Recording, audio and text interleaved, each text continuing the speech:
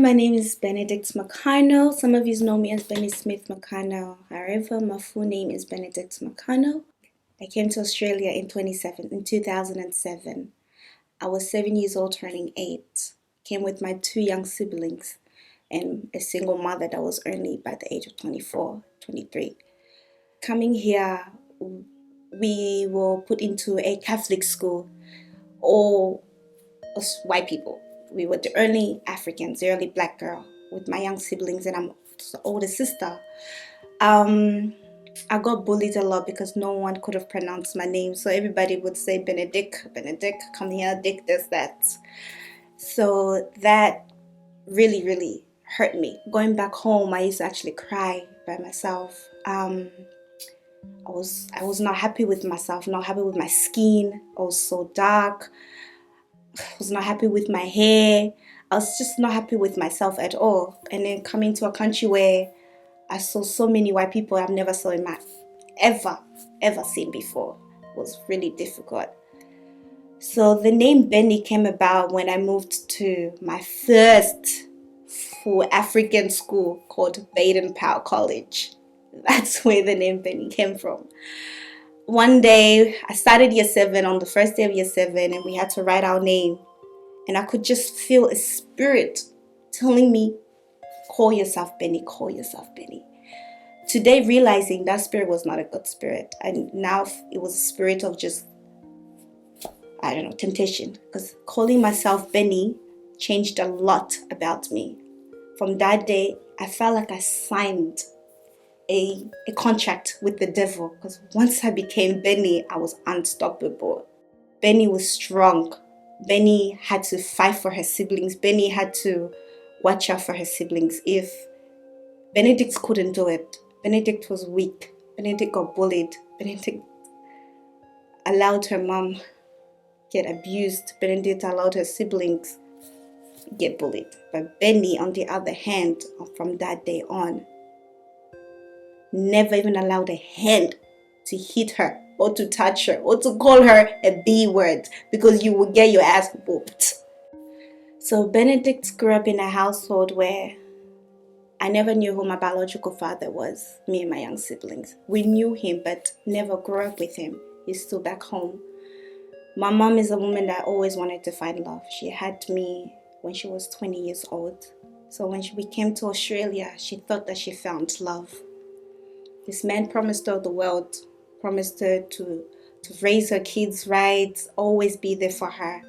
We all believed that. We first time having a father figure, apart from my uncles, because I've always been our father figure. My mom found love. Who am I to stop that?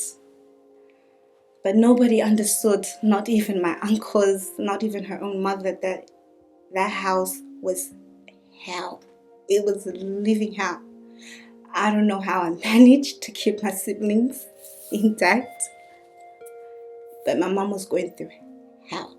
She never wanted to speak because she's a woman that she keeps her things to herself. But what I witnessed, I pray to God every day that my daughter never witnessed that my siblings never witnessed that she never witnessed that ever, that I, when I get married, never have to go through that. My mom was getting beaten up 5 years straight of marriage every day by the men she claimed she loved. But there was nobody to help her. Instead, the community turned her into a talking topic, Called her names. He called her names, that she's a bad woman, this and that, not knowing that this woman inside is getting beaten up every day. I'll never forget a day where I thought I lost my mom. Me and my brother were at school. My mom called, crying, worried. My stepdad dragged her inside the car and drove around Foscray like a maniac, saying, today you and I are gonna die. I'm going to kill you. We're going to die. I'm going to crush this car. I remember that day, me and my brother got called in the office. We had to wait for our grandma to come so we can just go home straight away because we couldn't stay. We left early. My brother never really understood what's going on, and that's because I tried to protect him and to never even know what's going on, just to see that it's a perfect marriage. But however, it was not a perfect marriage. After my little sister, they managed to have a kid. My little sister, my half sister. We moved to Tanit. To help my mom out, so I started sleeping with my little sister.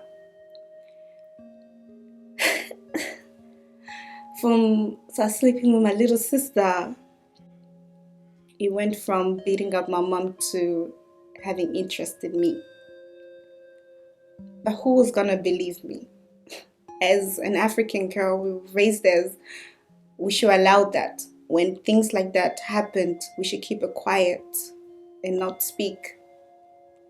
And I kept it quiet for a very, very long time. I lived in a house 2 years. 2 years of getting molested. But I had to be strong. Not just for my mom, because she's also getting beaten up.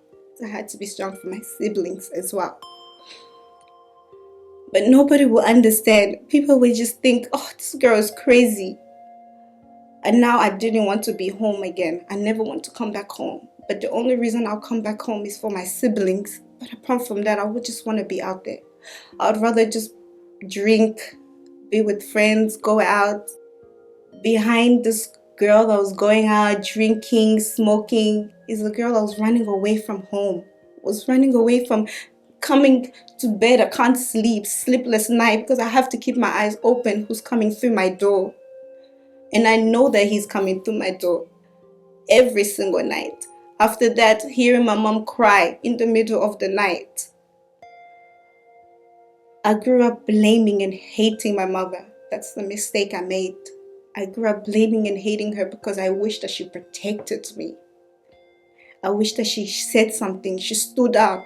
It had to take the child service, the government for any of this to blow up, to finally get him away from us. But I moved out of home. I didn't want to have anything to do with my mom because I just couldn't. That's when my mom finally got a divorce away from him. From that experience, I hated men. I hate men. Growing up, I never wanted to have anything to do with men, especially not even my uncles. But they were not aware because my mom never had the courage to tell them. And she also kept me quiet. And my siblings, they didn't know what was really happening. I remember actually one day my uncle came by and my mom had a black eye. And I was wondering what she would tell my uncle. And she told him that she fell down the stairs. How can you believe your sister fell down the stairs? I wished that day I could have just ran to him and told him the whole truth. Maybe things would have not been the way it is. But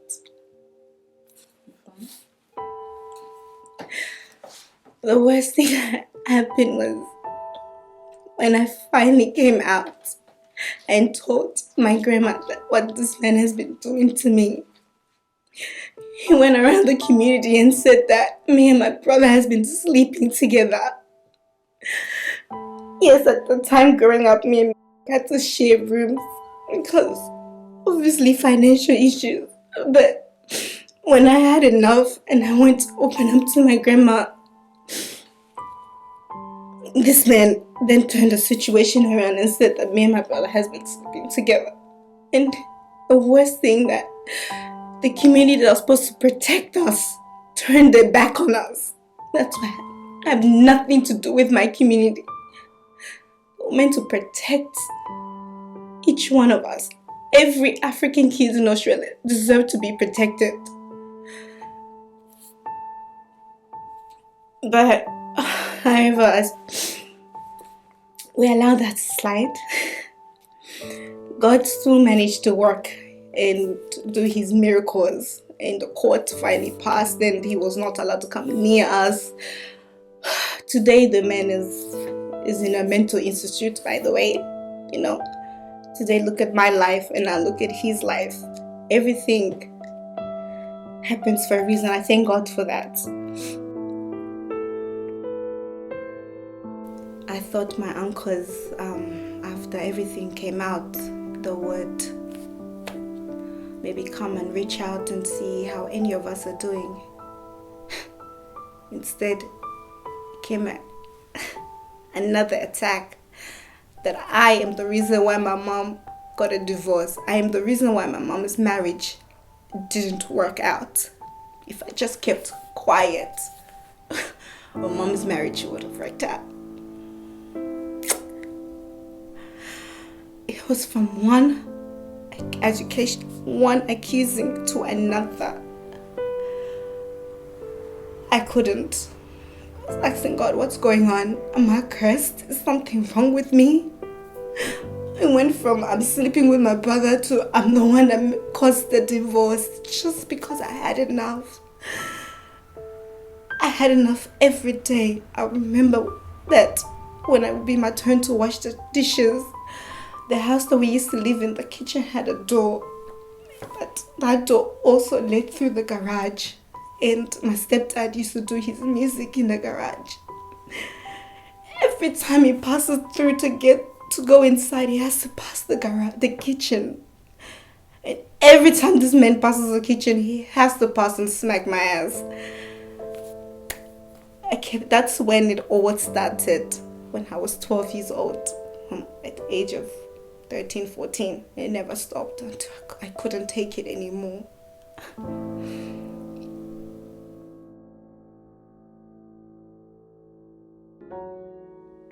Today, my mom is happily married to a pastor as well. You know, my siblings attending private schools, happy. That joy is just something I thank God for. Who am I now? I'm Benedict. I'm not Benny. Some of you have noticed that I've changed my social media as well as Benedict. So a spiritual advisor, prophet, came to me and said, this girl, her name is Anna, and you too, your name is Benedict. Benediction, blessing. I thought I'm a blessed child and I should never doubt myself. That experience, it just opened so many doors for me. At the time, I hated it, but today I thank God for it, because if I didn't go through that, today I would not be who I am. I'm only 22, believe it or not. But people think I'm old, but I am not. I'm only 22. Right now, I have a few projects in mind that I'm accomplishing. One project is that it's in line is to open my disability facility back home. I want to help all of our disability patients in Africa. I want to go back home. Anyone that has disability to come together. Yes, there's a spiritual side, but as Africans as well, we also need to take our health seriously, so I've noticed that we take everything spiritual. Yes, we love God. God loves us, but He also helps those that help themselves. So that's why I want to go home, start my project with my disability. Also start with my breakfast club. I want every kids back home to have breakfast. But at the moment in Australia, what I'm doing is I work as a personal assistant to a beautiful couple called Pastor Harold and Pastor Yokai. I'm also training students to be disability support workers, and to also be a personal assistant. I'm also training personal assistants. I'm a support worker and a personal assistant. I work with corporate healthcare. Also, at the moment in our company, I am the chef. I'm opening a disability healthy eating, strictly for disability patients. So the support workers don't have to cook. It will be delivered. That project should be done by the end of this month. It should be up on social media. Just waiting to hear from the doctors and dietitians and everything. One more thing that I want to let out to my fellow youth, my fellow black girls, is Africans actually, in general, all my life, is Let's protect each other. Let's look out for each other. Let's not judge each other. Just because you see somebody living their life, what? Maybe reach out. Ask, hey, are you okay? How are you? How's things going? Do you need someone to talk to? Let's not judge. Oh, this girl is always out, always out. What if she's running away from something? Or he or she running away from, not just the females, also the males. I realize our young boys are also getting abused. So let's look out for each other instead of fighting against each other. Let's be one. So that's it. God loves you. Thank you so much.